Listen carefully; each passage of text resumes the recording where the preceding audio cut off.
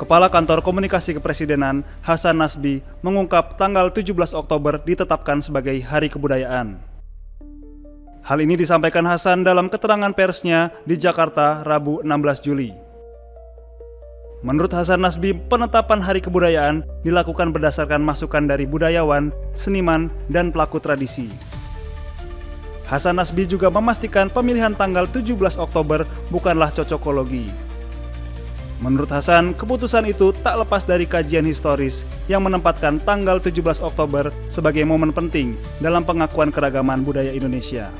Tanggal 17 Oktober ini ada momen sejarahnya, pengakuan resmi pemerintah terhadap keberagaman dengan dimasukkannya semboyan Bhinneka Tunggal Ika sebagai bagian tidak terpisahkan. Makanya burung Garuda? Wah, di ruangan ini harus ada burung Garuda. Burung Garuda itu, lambang negara itu nggak terpisahkan dengan semboyan Bhinneka Tunggal Ika. Itu puncak pengakuan terhadap keragaman budaya kita yang bermacam-macam itu sebagai budaya bangsa Indonesia. Selain itu, menurut Hasan Nasbi, dalam proses penetapan Hari Kebudayaan terdapat beberapa tanggal lainnya yang menjadi pilihan, yaitu 2 Mei dan 20 Mei. Hanya saja beririsan dengan peringatan nasional lainnya. Kepala PCO menambahkan, momentum peringatan Hari Kebudayaan menjadi penting sebagai ajang apresiasi peran kebudayaan dan pembangunan bangsa.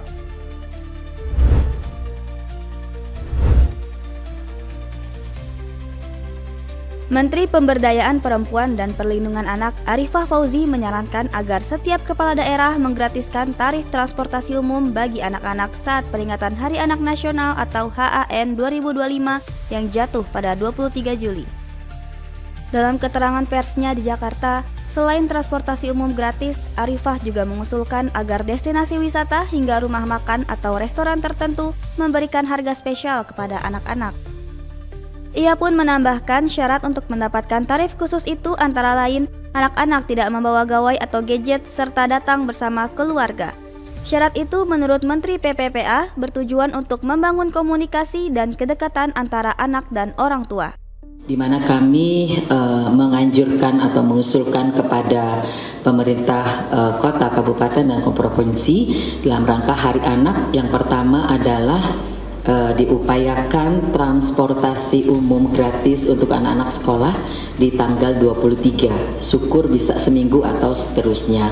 Kemudian yang kedua adalah ada harga tiket spesial untuk anak-anak ketika berkunjung ke destinasi wisata atau museum. Perayaan Hari Anak Nasional tahun ini menurut Arifah direncanakan untuk melibatkan seluruh stakeholder pemerintahan. Sehingga perayaannya tidak hanya terpusat di satu tempat saja dan membuat seluruh anak di Indonesia bisa turut merasakan di daerahnya masing-masing.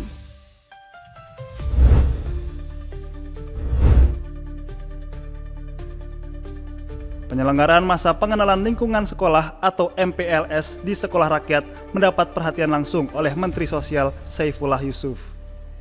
Mensos pun langsung melakukan peninjauan di sekolah rakyat menengah atas 20 Sleman pada Rabu 16 Juli.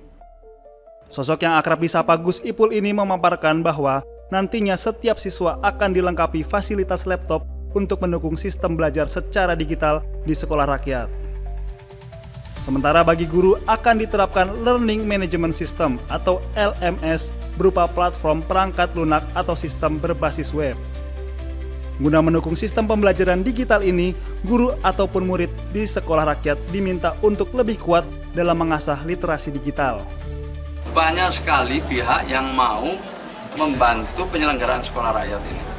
Ya, tiba-tiba ada yang datang ya bersama Prof Nur. Prof Nur adalah ketua tim ahli sekolah rakyat dengan Pak Ari Ginanjar untuk memberikan suatu teknologi yang pertama kali ya diselenggarakan di Indonesia untuk mengetahui bakat anak dengan menggunakan IE yang terlatih, bukan IE yang umum itu, tapi ini IE yang sudah dilatih sehingga dengan cepat bisa mengetahui bakat anak-anak. Dalam kunjungan kerjanya, Menteri Sosial juga menyempatkan diri untuk melakukan tanya jawab dengan siswa terkait latar belakang keluarga mereka. Hal ini dirasa perlu agar penjaringan murid sekolah rakyat dipastikan tepat sasaran pada keluarga miskin dan miskin ekstrim. Saya tinggal bersama nenek dan tante saya. Nah, orang tuamu mana? Siap. Orang tua saya meninggalkan peran mereka. Jadi sejak tahun berapa kamu tinggal sama nenek? Siap sejak kelas 3 SD. Kamu punya adik? Siap punya 2. Kalau ayah sendiri kadang berangkat jam 5 subuh, nanti pulang jam 5 sore, setelah itu habis isya berangkat lagi buruh, pulang jam 3 pagi.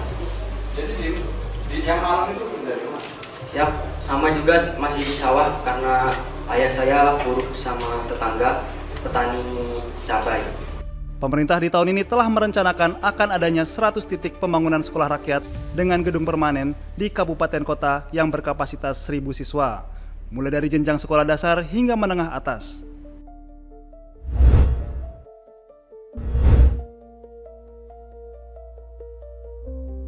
Pendaki berkebangsaan Swiss Benedikt Emenegger tiba di Bali pukul 17.30 waktu Indonesia Tengah. Pria berusia 46 tahun ini dievakuasi tim SAR melalui gabungan udara menggunakan helikopter SGI Air Bali usai terperosok ke jurang saat mendaki Gunung Rinjani. Tiba di Bali, Benedikt dibawa tim medis klinik Nusa Medika menuju Rumah Sakit Bali Indonesia Medika Citra di Kuta, Kabupaten Badung. Benedikt terperosok di jalur Pelawangan Sembalun saat menuju Danau Segara Anak setelah mendaki Gunung Rinjani pada Rabu pagi pekan ini. Korban pun selamat meski mengalami luka serius yang diduga patah tulang. Sebelum evakuasi menggunakan heli, dari tim SAR gabungan ya dari kantor SAR Mataram juga melaksanakan evakuasi tersebut lewat darat. Akan langsung dievakuasi menuju Danau Segara Anak.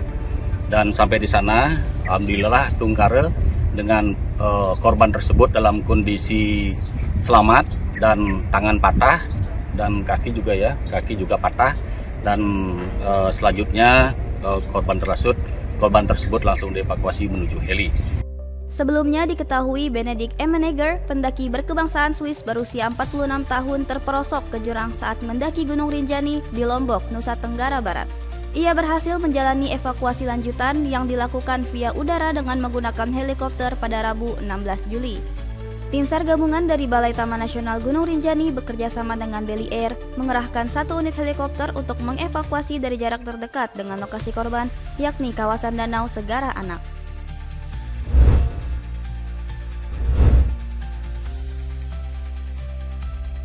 Himpunan Pengusaha Muda Indonesia atau HIPMI Jawa Tengah terus mengupayakan berbagai hal agar pelaku usaha mikro kecil dan menengah atau UMKM dan industri kecil menengah atau IKM mampu naik kelas dan memiliki produk yang berdaya saing.